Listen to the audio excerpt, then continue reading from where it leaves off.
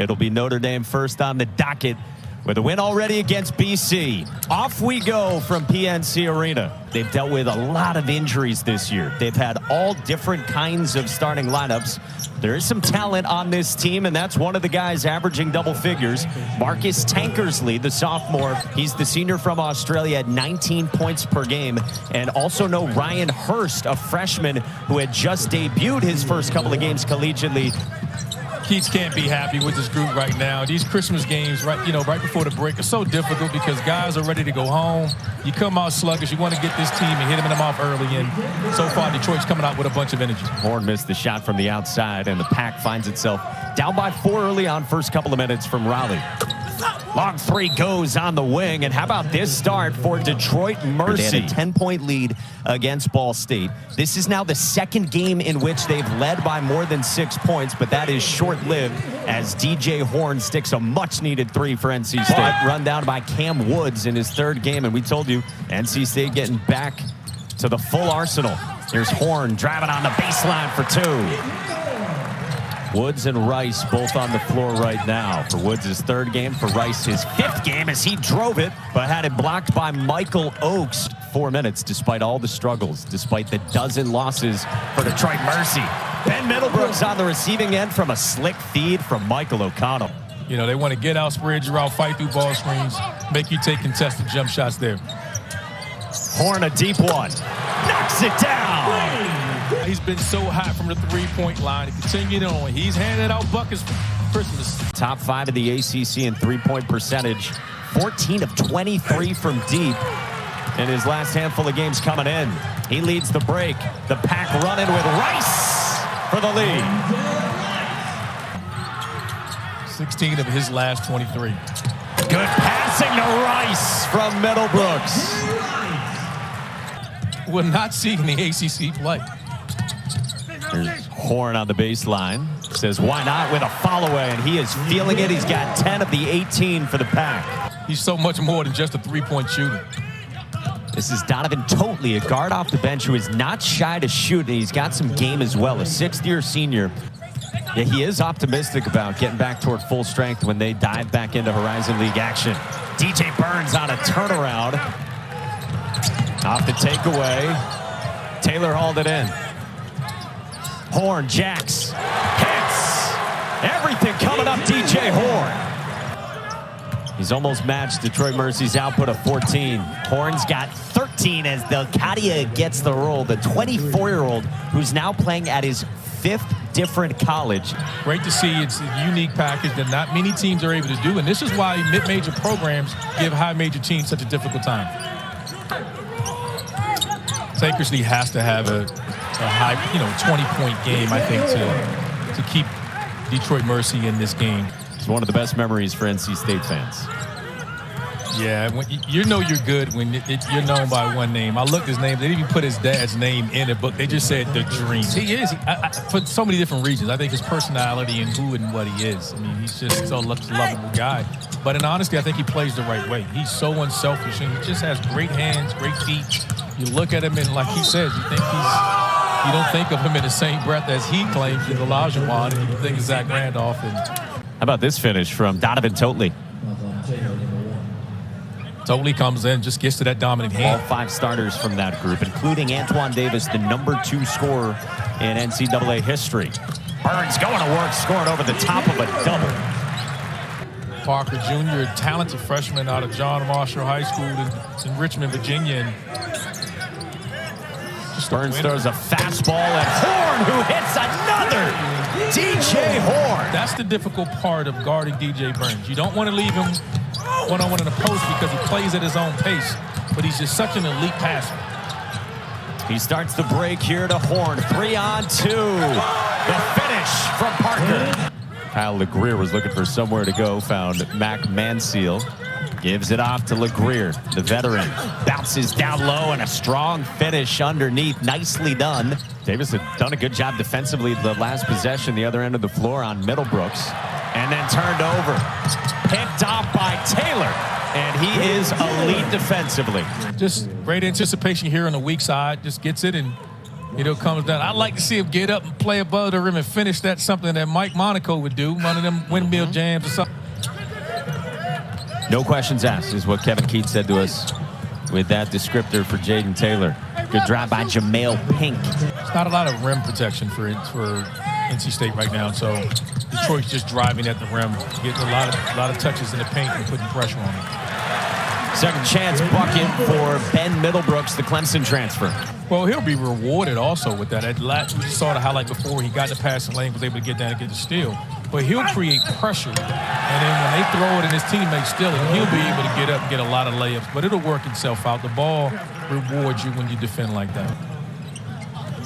It's a great job there, catching it in traffic and finishing. And that's his role, and able to score. So they're able to break the press and get down and attack and score. And that's just a difficult thing because most teams don't have that option. Their guards are up, taking on the responsibility. And this NC State team isn't great rebounding.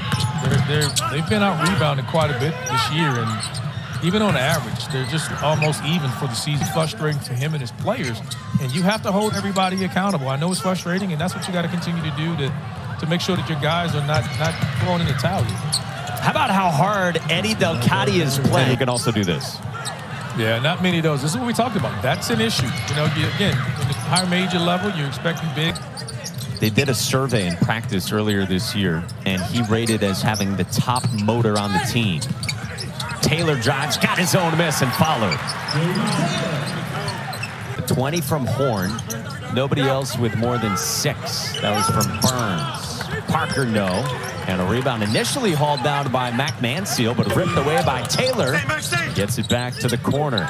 Drive and dish for Burns. Horne.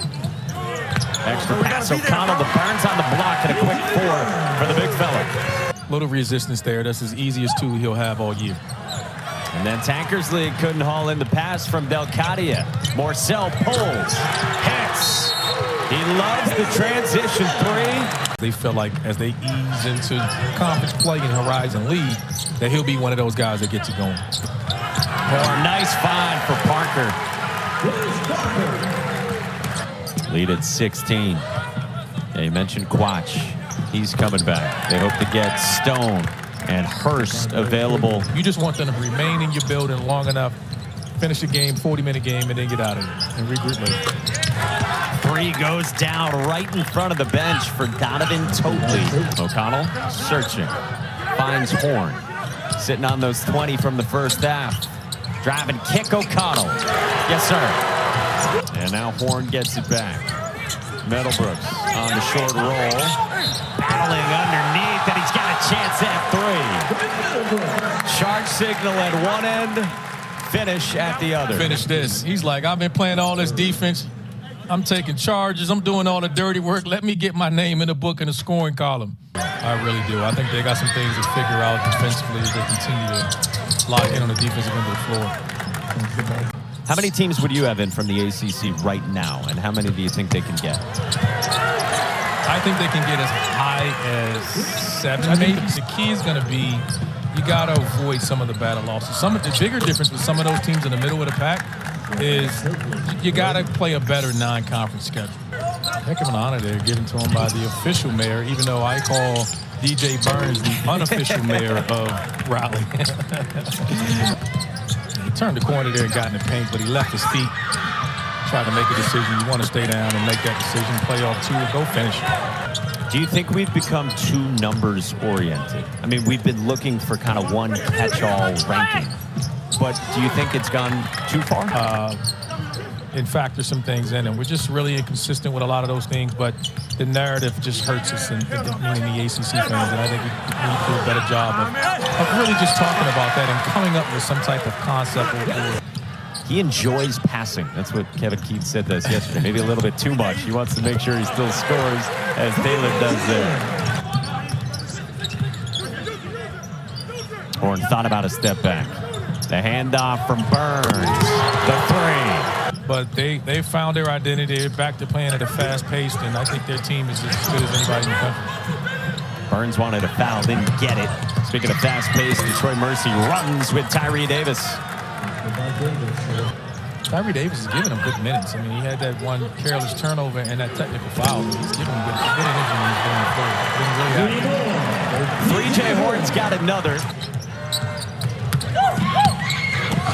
Totally gets the roll. They thought they were going to have to play zone and not play as much, and then they put DJ Burns in, and I think he changed the trajectory of their season a year ago.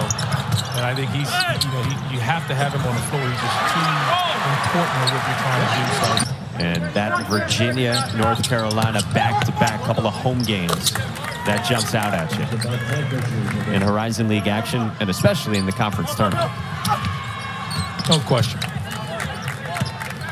Totally with the drive and the finish, cuts it to 20 with 3 to go. It's an exciting time when when you're dealing with those one-bid leagues. Sometimes when you're in the Power 6 conference, you got multiple bids, but when you're in those one-bid leagues, you get to your conference tournament, it just means so much more.